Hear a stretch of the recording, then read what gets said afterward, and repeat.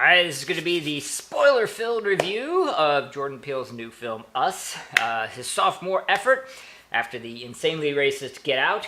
Okay, now that everybody's pissed off in the comment section, let's actually take a look at this film and judge it on its own merits.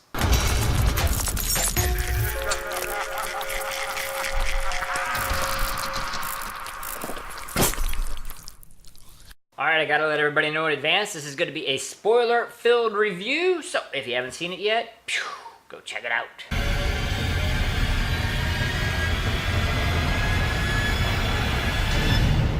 Alright, you're here, so to make sure we're all on the same page, basically involves a family who go off to the summer cottage near the beach, and then when they go to the beach, their doppelgangers, I guess, follow them home.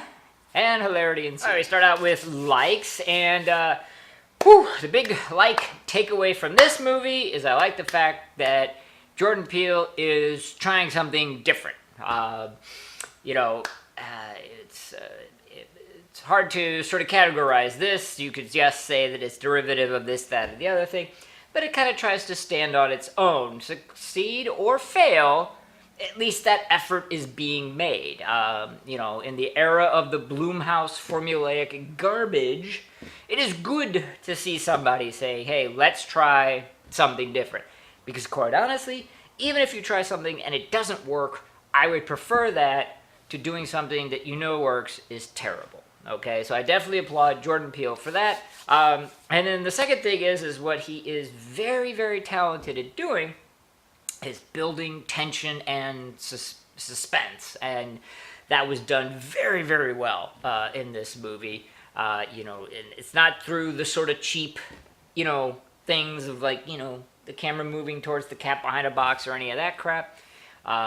Testament to his directing, testament to the acting, the score, all of it combines to make a very tense and very, suspenseful atmosphere throughout the whole movie, so that was very, very well done. So between the taking the chance and those two, definitely big likes for me. All right, on to the dislikes. So willing suspension of disbelief is one thing, but when your plot holes are this gaping, it's pretty much unforgivable. Complete side note, I'm yet to know where you would find off the Santa Cruz beach a 5-story deep basement. So simply do not exist, but okay, whatever.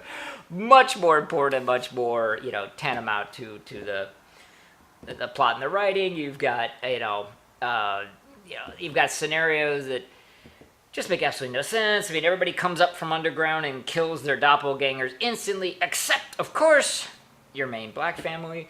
The argument goes, well, they had switched, so it wasn't just the killer or anything, blah, blah, blah, blah, blah. And no, too many times where they should have just killed somebody.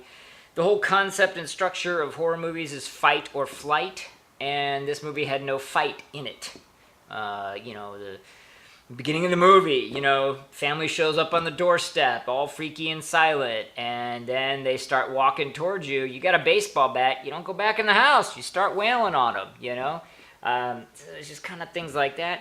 And then I mentioned before that Jordan Peele is very good at generating suspense and tension, and he is. What he's not very good at, or at least he wasn't very good in this movie, is the payoff for that.